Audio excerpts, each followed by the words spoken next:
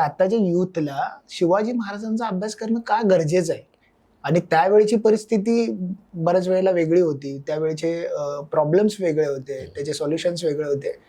तरी पण त्यांचा सांगड ह्या वेळेला घालत असताना अशा काय गोष्टी आहेत त्याच्यावरती आज आपल्याला प्रकाश टाकायची गरज आहे, जेणेकरून आजच्या युथला शिवाजी महाराजांचा खरंच नेमका अभ्यास कशा संदर्भामध्ये करणं गरजेचं आहे? त्याच्याबद्दल काय सांगाल सर? सगळ्यात महत्त्वाची गोष्ट म्हणजे छत्रपती शिवाजी महाराजांचा अभ्यास आता का? हा प्रश्न अनेक लोक विचारत असतात. दुर्दैवाने बरीच मराठी माणसं हे विचारतात की का आता महाराजांचा अभ्यास, म्हणजे इतिहासामध्ये का जायचं?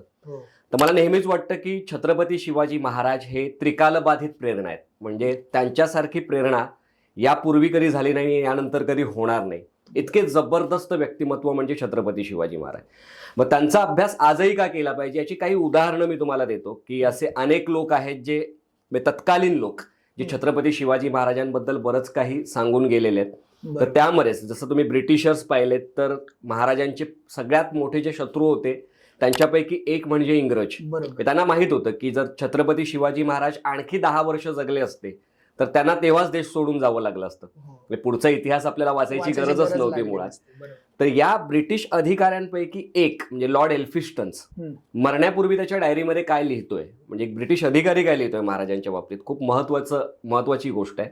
तर तो असं लिहितोय की आम्ही संपूर्ण जग जिंकलं. तुम्हाला माहिती आहे की ब्रिटिशर्सने बराचसा भाग जिंकून घेतला. तो आम्ही संपूर्ण जग जिंकलं, पण भारत हा देश आम्ही जिंकलाच कसा याचा आजही आम्हाला आश्चर्य वाटतं.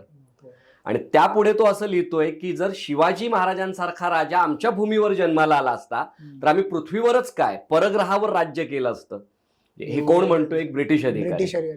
तर त्याच्यावरून तुम्ही अंदाज बांधू शकता की महाराजांचं काय वलय त्यावेळेला त्यांनी निर्माण केलं होतं.